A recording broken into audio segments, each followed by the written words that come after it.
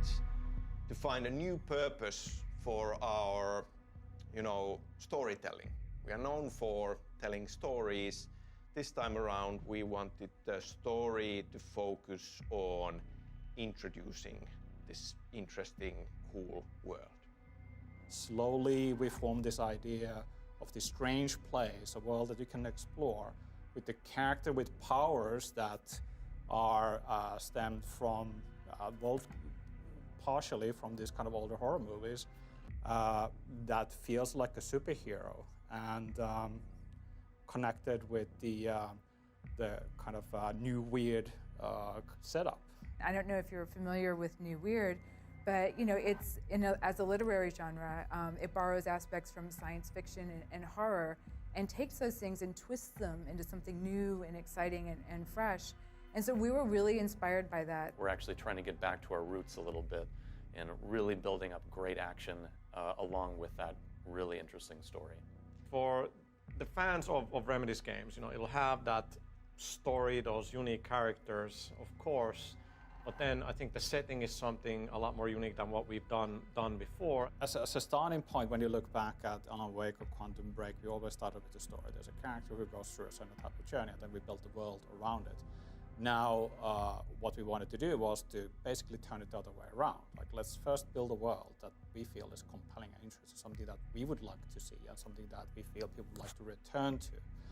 And then once we have that world, we start to ask the question, okay, what are the different stories we want to tell within that world? What are the different experiences we want to have?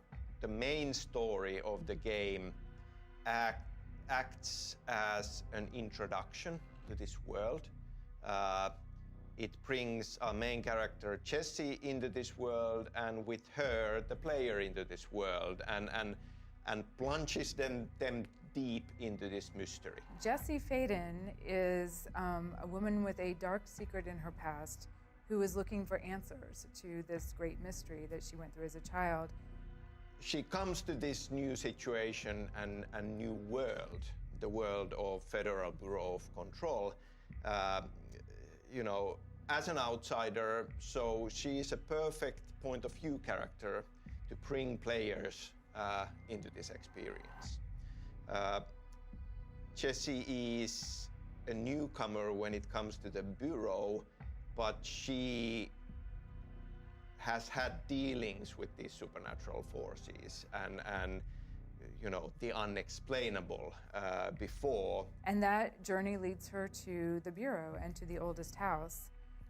She is driven, intuitive, haunted, curious, and I would say a compassionate person. And those traits really come out as she has her adventures. And now at the beginning of this game, she finally comes to the place where she can start finding these answers. But it's an action game, so she will have to fight for these answers.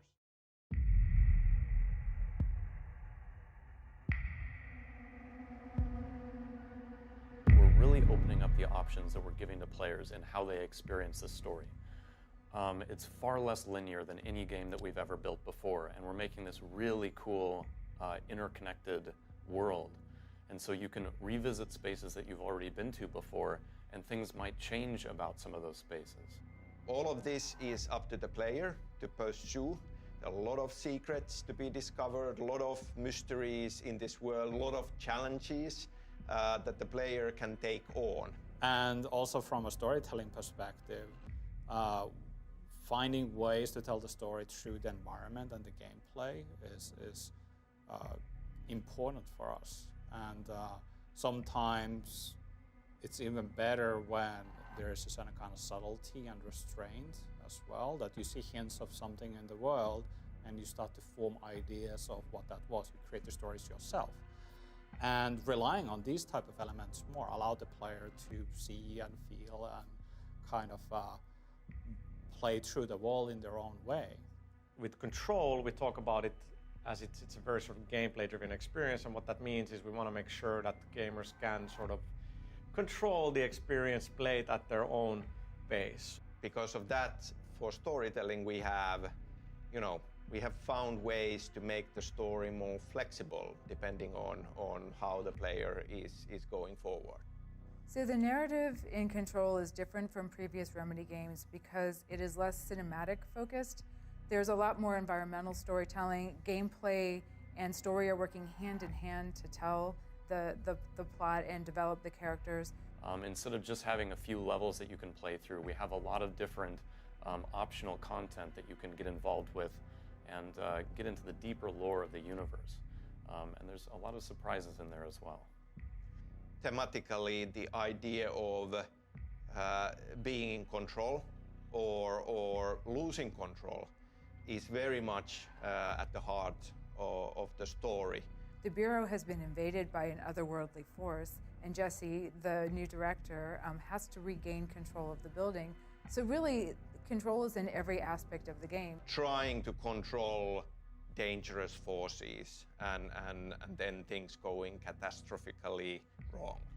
And then you have the combination between the gunplay, we're good at that, but we're bringing the supernatural abilities, and hopefully the mixture of those will create a really, really good sort of gameplay feel. The player has these powerful supernatural abilities that allows them to control their surroundings, use the surroundings almost as a weapon against the enemies.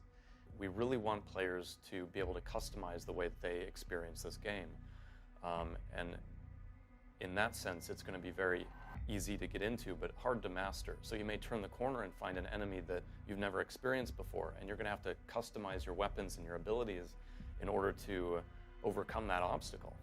Because we do want Control to be something that people who play a lot of games will enjoy, which means you need to have mechanical depth and you need to have a lot of sort of interesting challenges and combat for the players. So we hope to bring that, and then of course layer that with the story and the unique setting. So lots of things I think that will make the game stand out.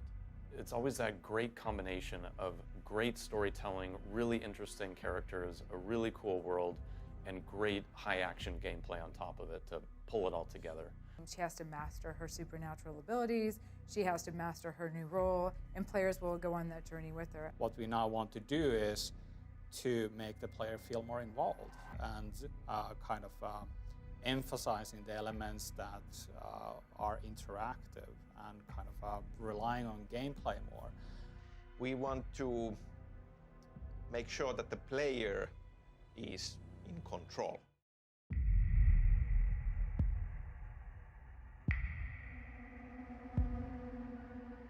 Control takes place in the headquarters of Federal Bureau of Control, a place called the Oldest House.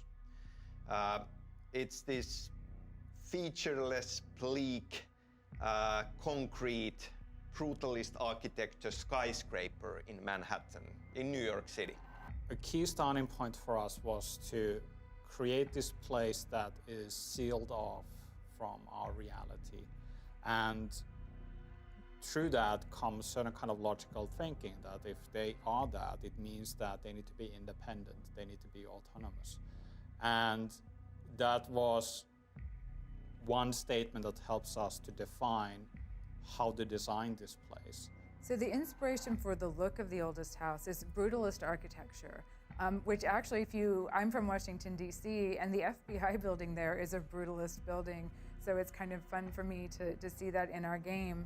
But it represents the idea of control. It's concrete, straight lines, rigidity. And meanwhile, there are these chaotic forces that are inside of it that contrast with that. So you have the hiss and you have these supernatural phenomena that sort of represent chaos. And so you have chaos and order clashing within the Oldest House. And that's kind of the theme of the game. And looking at Jesse coming into this old bureau, which has existed for God knows how long, and bringing this breath of fresh air to the place. So when you look at all of these elements, you can see that there is that contrast, and contrast, of course, sets up conflict as well. And it is an action game, and conflict is at the heart of it, but it's not just the kind of gameplay level, but on kind of a thematic level as well for the story itself. It's not just what you think is going on the surface. There's always something happening much deeper. And I think that we're going to have some surprises on exactly how deep this world goes. We sort of think of it as a world within a location. It's this ever-shifting place full of mysteries and adventures for players to explore. And when we filled every corner of it with new weird ideas. It's a very strange place, a place of power. It's much, much bigger in the inside than the outside would lead you to believe. Maybe even endless. If you know the right rules and rituals, you can keep on traveling deeper.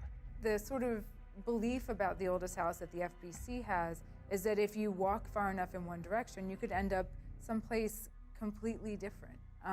So all kinds of strange things happen there. It's not just a couple of rooms in an old abandoned house somewhere. There is adventure around every corner, and it's up to players to explore that and see what they can find. In the heart of this game is this secretive government agency called Federal Bureau of Control. And they are an organization that deals with the unexplainable. And what they do is investigate and sometimes collect and bring back to their headquarters altered items, these strange objects that have caused phenomena out in the world. Some people call it supernatural, some people consider it, all kinds of weird psychic things. But they study these and sometimes store and contain them to keep the world safe from the effects of them. An organization that has a deeper history than what it seems like initially. They have methods and bureaucracy in place, but it's always happening for a reason. And the key thing to us is that it is an organization that feels like there's a lot of mystery and history for that, and it's something that we are eager to reveal more of as the player goes through this place and tries to understand the relationship between the oldest house and the Federal Bureau of Control.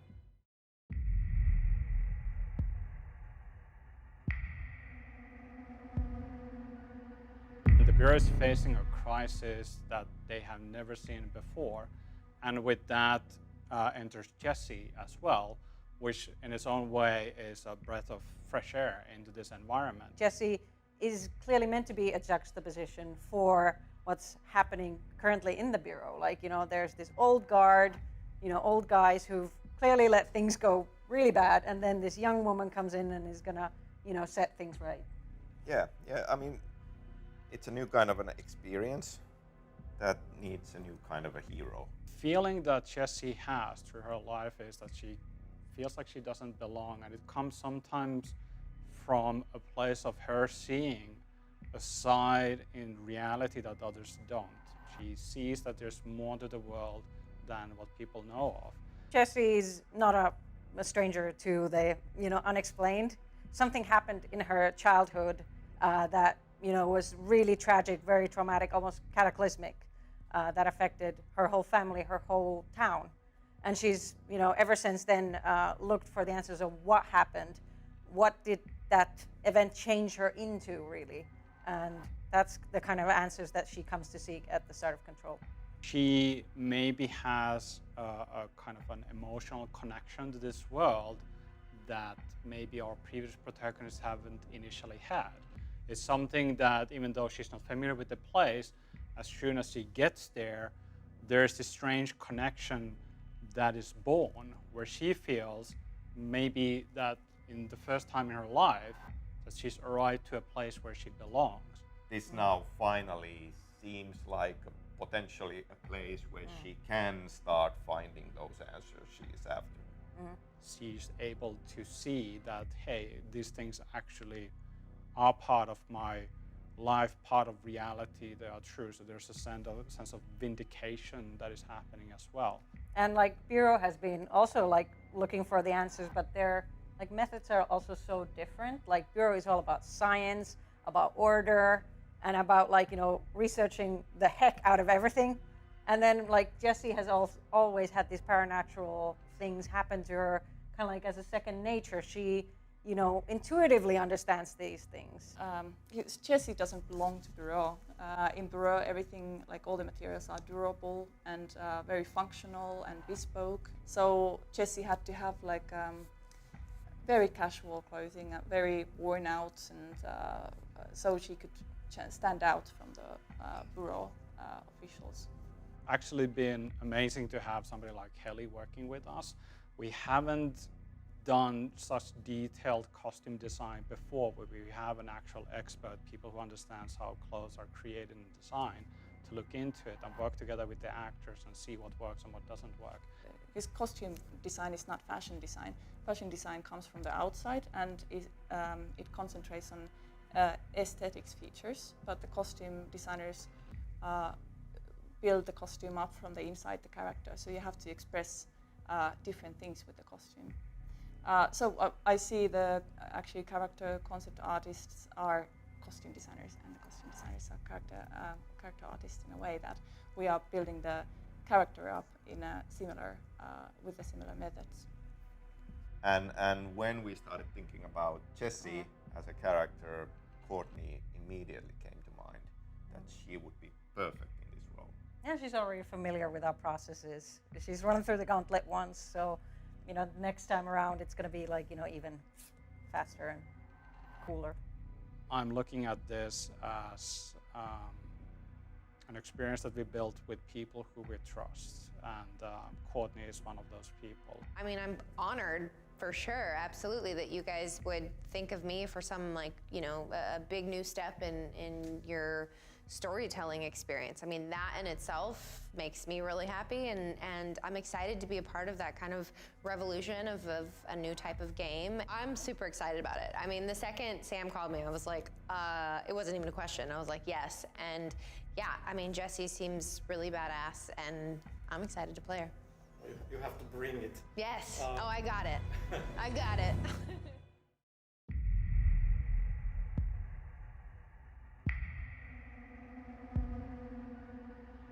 First character really that we were thinking about is a character that would represent the Bureau. And we came up with the old director, Trench, first. Cynical, hard-boiled, kind of very strict. Yeah, I was actually, going back in Remedy history, thinking about our different characters. I was thinking about one particular hard-boiled detective. I got a call from my agent saying Thomas and Sam were going to be in New York. Would I be up for having lunch with them? And I said, yeah, definitely. So I met with those guys downtown in New York, and we had a nice lunch and a good conversation. Sam was talking about possibly doing something, and would I be interested in working with him? And we said, absolutely. Never thinking it would really happen, and until just before Christmas, my agent called and said,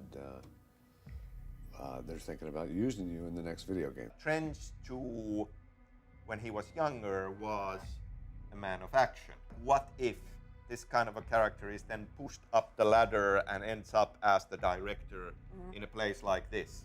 Has had to make compromises, has had to make questionable choices along the way, and is growing tired, and clearly failing in the sense that when we start the game, something has gone horribly wrong. This guy's kind of a tragic figure, but a powerful one at the same time. And even in his when his spirit comes back, there's still some power there. So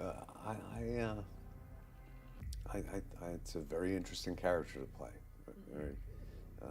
The approach is just getting as much information from the creatives as possible, and I've gotten a lot so far. And everything we do in there, I get a little more information, a little more ideas of just little nuances of Trench. For Jesse, Trench is very essential because, as the director, there is a history, and there are things that have happened before. And even though she's got her own intuition and things that she's learned up until this point, there is a specific set of I don't necessarily want to say rules, but ways to abide, to make sure that this oldest house is taken care of in the way that it's supposed to be. There's a lot of layers to him, and he does have his own agenda, which is a lot of fun to play with as well,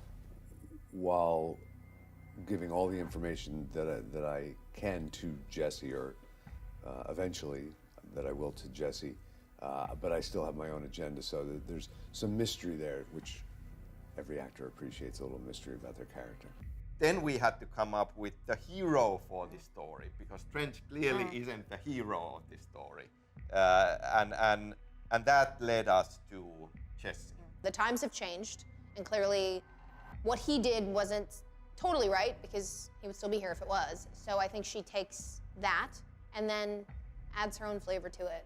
And she's immediately thrust into the position of being the director, and she has to step into really big boots, but then again, she does have that innate quality, she has that capacity to understand these things very quickly. For me, what I found a connection with was I'm very spiritual, but I'm also very in touch with my own personal intuition, because I feel like that's a huge driving force of Jessie. She knows what she sees, she knows what she believes, she knows these visions that she's been having since she was younger, she knows her history and what she's seen to be real.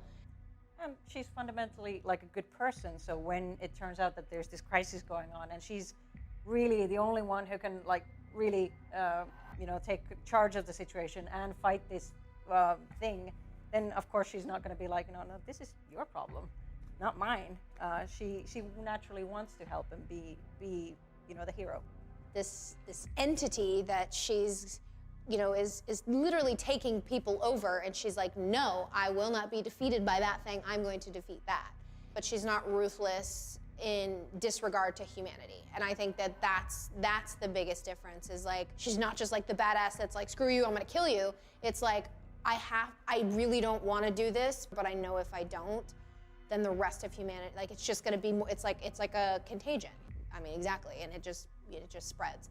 And so I think there's that battle of her of, being human and being this sucks, it's but it's what I have to do. This is the place where she can be at home, in a way. She has a potential to be a superstar in this environment, that she has these capabilities and this potential to really kind of understand and use these forces that are present, and driven to find her answers. Because she's seen so much weird in her life, she's at home when she walks into the oldest house. The weird to her is oh my God, thank God, I'm not crazy. So I think she embraces the weird even more, because there's weirder things that happen in this house. Objects of power that are doing weird things and breaking things down, and it's there's an excitement to it, because she's okay, I'm not crazy, this is cool. But of course, the situation being what it is, the whole bureau being invaded by the Hiss, there is a real danger and urgency that all of this will be snatched away. She has come, after all the years of searching, she has now come so close, and now there is a danger that all of this will go away. It was important for us to make sure that Jessie, who she is as a fictional person, who Courtney is, that they work well together. And the moment we started to talk with her, she reacted in the best possible way and was immediately eager to jump into it and open a dialogue about how do we make this work, and her participation has been super valuable. Since this is my second time around, I kind of know more about what goes into it, so it's been fun, it's been cool. I feel like it's been a lot more hands-on in discovering Jessie this time, which was nice. I did my creation work up until this point, and then we got here and it was all right, now let's collaborate. It's really important to us that the actress playing a part feels comfortable in that role. And we knew Courtney, and we know that she is a very athletic, physical person. And it was important to us to make sure that the costume outfit takes that into account, so that it looks like it's clothing we believe that she could do all those things that she feels she'd be capable of doing. We had to carefully pick elements that we felt like conveys what Jessie is or who she is. We found that we like certain features of 3 different jackets, and actually these are the 3. So these were all part of like outfits that we were trying on Courtney. So with this one, we like the color and the simplicity and the sleeve, like because Jessie rolls sleeves up like with all her costumes. She wants her arms to be visible for functional reasons. So we went for those details with this one. So, and with this, we thought that we want a clear color contrast. So red hair, blue jacket, black pants. And with this one, we like the metal details. After that, I had to wear it out a little because she hasn't bought it straight from the market. She has been wearing it for like 5 or 10 years. So we wanted it to look a bit like used. So I was like scratching it a little with, how do you call it, sandpaper to make it a bit like worn out. And then we 3D scanned it in the end. Once we started to create this new IP, like who is a suitable person to be the director in this world, who has that charisma and a kind of tone and style that would be kind of applicable for that kind of role.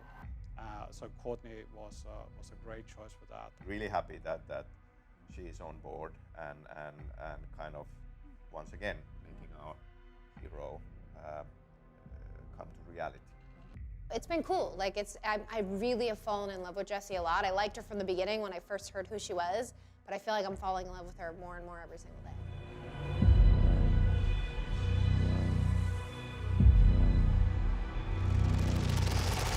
We have other reveals that we have not told you yet, and we have this role in the game, a key role, the head of research in the Bureau. The Bureau deals with these dangerous, unexplainable forces, and there is a scientist who is in charge of all of this research at the Bureau, and that's Dr. Casper Darling. And we have a wonderful actor playing Dr. Darling, and that's Matthew Poreda, whom you know as the voice of Alan Wake.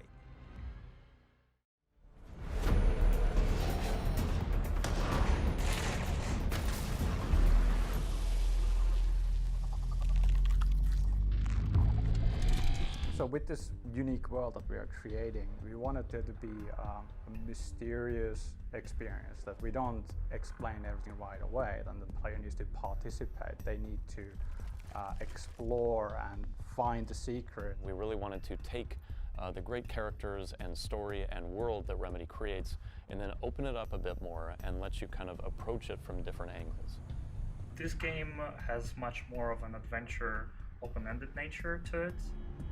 At the same time, we introduce layers to it that adds the mystery, the strangeness. So there was a lot of new thinking that we had to do to be able to realize this experience. More open-ended games pose different challenges for guiding the player. A few of the ways that we do that are through our map the player can bring up to see kind of where they are. And then we also use signage in the world and landmarks to help you orient yourself. We do also try to make each area of the world a little bit more distinct, and so that you can really get a sense that you are traveling somewhere new and unique. There's a lot of different challenges to destruction. You almost have to design the whole game around destruction. But it's definitely one of the things people enjoy doing most is just wrecking shop. When you want to place a narrative item in the world that's a really important narrative item, and you place it on a desk, and you can blow up that desk to splinters, what is going to happen to that narrative item? We actually decided to place non-destructible surfaces for the most important narrative items, and that way we can ensure that those don't get lost for players. One of the core philosophies for the game is an emphasis on player choice, and we really want to make sure that the player isn't forced down one particular avenue. There's a certain element of discovery to find different service weapon forms and different abilities in the game. That challenged our technology in a good way. It made us rethink AI, it made us rethink the different tools that we use to build environments, how to structure them. The encounter director system makes sure that the player gets the optimal experience throughout the game, depending on where they are, depending on what missions they have completed, also depending on what encounters they have had up until that point in the game. And that's one of the things that's really exciting for us, is that, you know, creating scenarios where the player can be surprised, where they don't actually know which enemies are going to come next. That's just really awesome for us.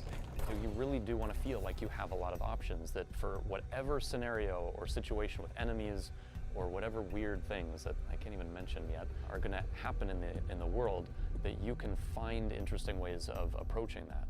And so it's really about a call and a response. Exploration, again, is such a huge part of the core of Control and the core experience. So we have many different ways that we motivate players and reward players for that exploration. You have your basic reward types, which are your upgrades for your gear, but you also have other things like new side quests that some of them can be a bit tricky to find. And one of the bigger things that you can find through exploration is some of our larger bosses that we have. We have some very strange situations with bosses in this world.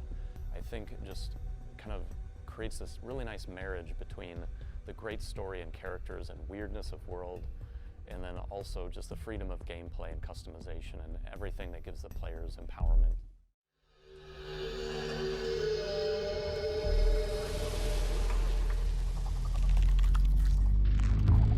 Composing for a game is very different from working with linear media like films and so, because you can sit and compose a 50-second sequence that's, you know, works musically, but it has to react to the player actions. Because there's so strong thematics that we cover in this game, it was so obvious that like we needed to use audio as a vehicle to kind of like create an emotional connection with the player. Because without it, you basically are just wandering alone in a space where nothing is really touching you from the inside. The detail that goes into these games nowadays is just crazy, like our resonance system. So let's say there's this like glass surfaces, and like every single time you use your skills, they kind of like rattle. And even the wooden table that's right next to you is going to have some sort of stress sounds because of the kinetic power being used very close proximity to these items. And it's details like that that create the whole experience.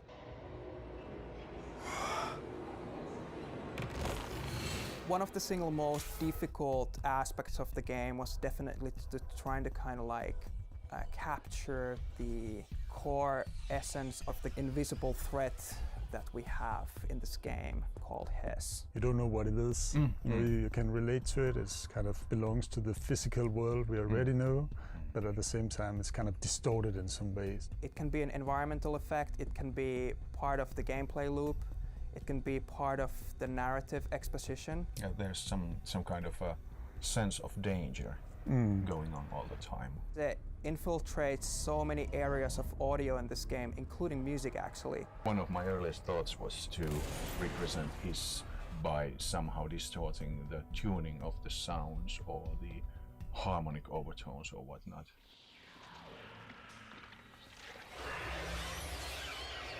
The main difference between our past games and this games was just a kind of like thematical change in terms of collaboration. Let's just create this like massive production library that everyone can be used. Yeah, well, of course we had like access to the same server, so we could always listen to each other's stuff and get inspired. You have basically the whole entire universe of Control, you know, in the tip of your hands. Knowing what you have done, I've used that as a basis of what I have done. In a way, everything's a remix of a remix, so like all of our audio content that was meant to be used in combat stuff or environments ended up in composers' hands, and all of their music content was then again put into our library and we could further process and use it. I worked on the master enemy, and I stole some of your material and twisted it and stuff like that. I shouldn't have said that. I'm going to have my revenge. That kind of collaboration yielded like this very, very nice, rich universe for Control.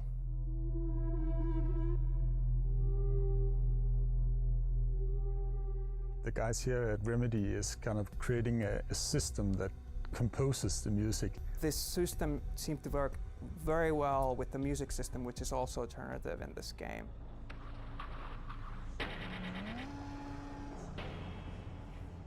It's like your composition gets decomposed and then recomposed by the game. You are basically offering a huge bag of Legos to the system, and it sort of disassembles and assembles. We could create this like seamless mesh of sound that could be transformed from one emotion to another fluently.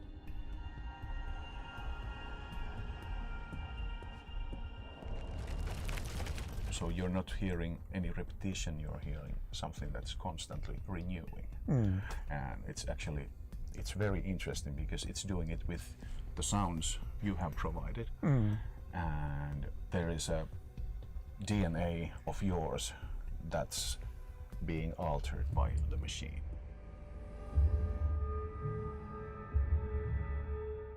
Everything's super smooth and we're like super proud of it. You don't see interactive music taken to that extreme. I'm having all my hand and neck hair standing up because I'm thinking of the possibilities of it all. It's really, really intriguing and interesting.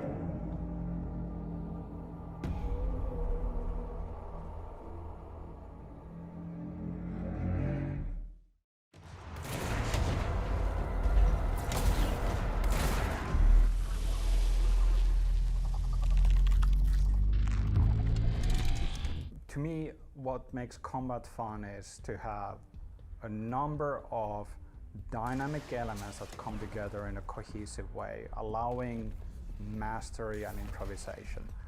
With the Hiss, the strange supernatural force that has invaded the place, it has affected or taken over aspects of the building, including some of the objects as well, and it will use anything it can to destroy the things that are trying to stop it.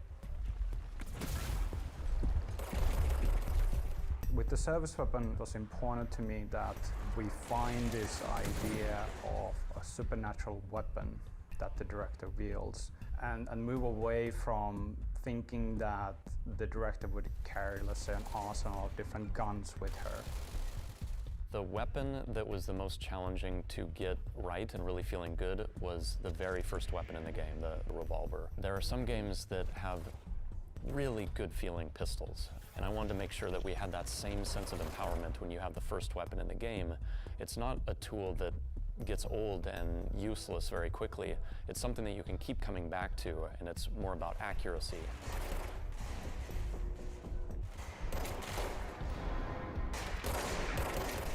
What we're really hoping is that the different forms provide an option to the player that they really enjoy, and they look to kind of create their own builds with the particular weapon forms that they're taking in, to basically have options for whatever the game throws at them.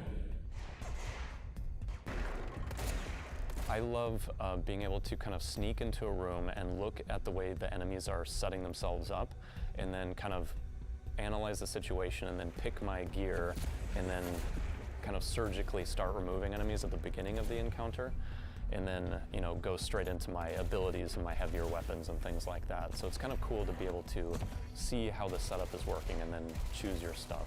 What I love to do is use slam from levitation to get close. Then I like to couple that with the pierce, which is the weapon form which is like medium range, and it can actually go through the different objects and obstacles. So if there's an enemy hiding behind a barrier, I can just blast through that barrier and take out the enemy at the same time. With the boss fights, we wanted to be a stronger connection between the actual kind of combat experience you have through the game normally, and then use the conceptual ideas that you learned through the normal game that you then utilize in boss fights as well. One of the most powerful enemies in the game, I would say, is what we call the Tempest. The Tempest is a larger enemy that can bring up a very strong shield of debris. And then you have to time your attacks against, has it dropped its shield, or is it getting ready to throw things and made itself vulnerable? As Jesse, you have a number of different, interesting, complicated abilities. We wanted it to feel really grounded in reality.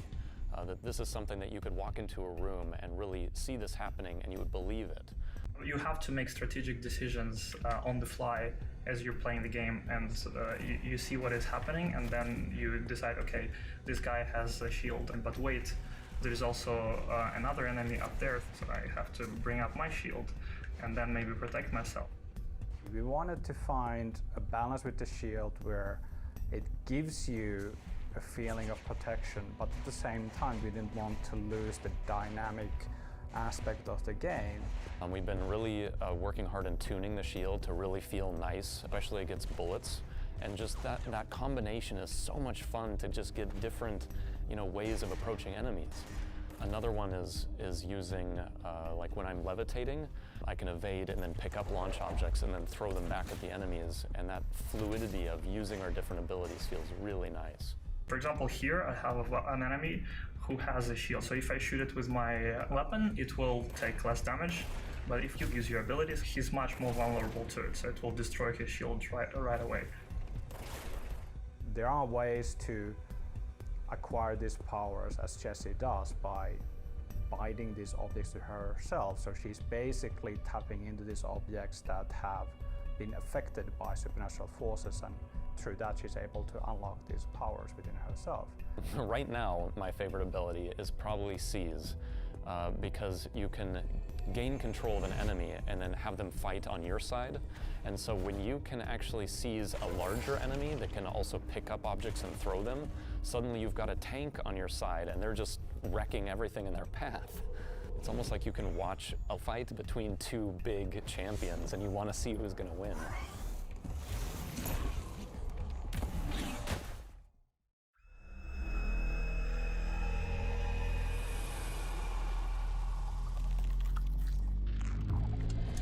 So very early on in the pre-production of Control, it was very evident that Control is going to be like very weird sounding game. And the fear that's constantly somehow present there, that's one of the, well, it was and still is one of my main fuels, so to say. We had like pretty free hands in working with the music, like almost being told that it shouldn't sound like a AAA game, that the studio really wanted to come up with something new, and it's a brilliant opportunity to work with other sources. There were a lot of like new production methods that we used to create the sounds for this game. For example, the ultrasonic microphone, it's basically a special microphone that records content beyond human hearing. And the kind of like magic that happens with that microphone is that once you pitch that content down multiple octaves, you suddenly start to hear all these like very, very high pitch audio content that you will never ever hear in your life. The biggest aspect that we used that microphone was the boss fights. There's a lot of mass involved with those bosses. So the way you get that mass is you use human voice and then you just pitch it down a lot. And then you get these like super low, rich sounds that like sound like a very exciting boss.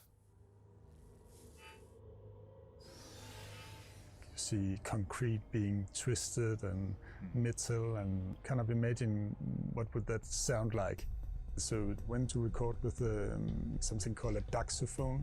This is like a wood blade on a tripod, and then you bow it and it makes this kind of squeak sound. And again, you get this kind of natural sounding quality, and of course working with music, we are allowed to go into the kind of abstract field in a bit, so it doesn't really have to represent what is going on, but at the same time it's really nice to have those association to the materials that are affected by his. The correlation between the brutalist concrete walls and then the screeching sounds in the background is somehow appealing to me. I find it strangely beautiful. Do I need to see a doctor because of this? I don't know.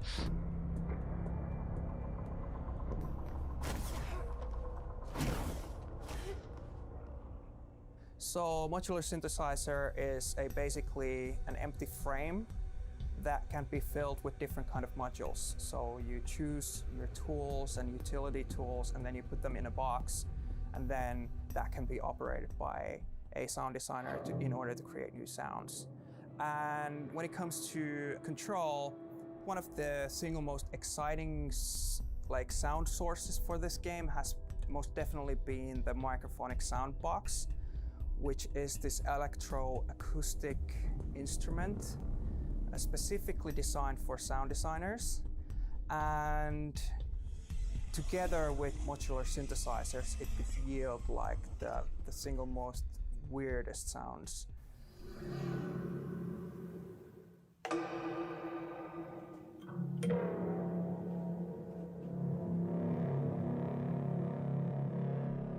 I did some really cool experiments with an old EMT plate reverb.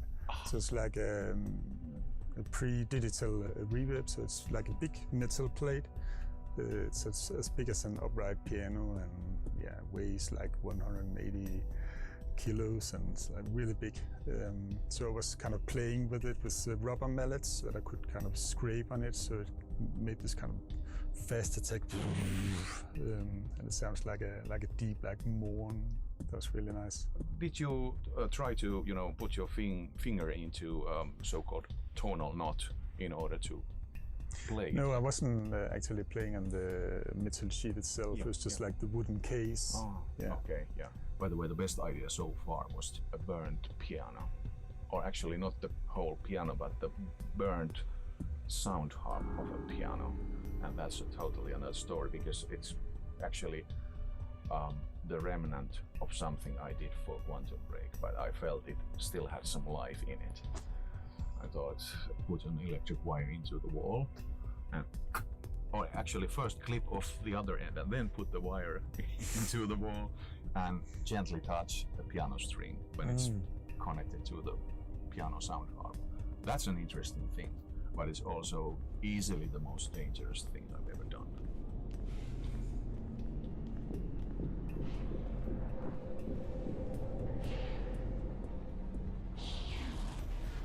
At some point, I managed to find this.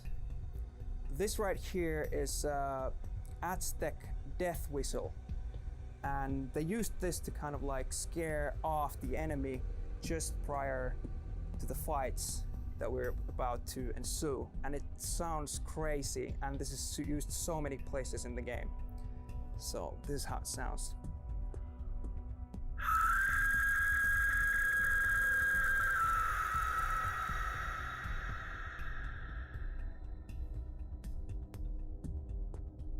And that is a Aztec death whistle.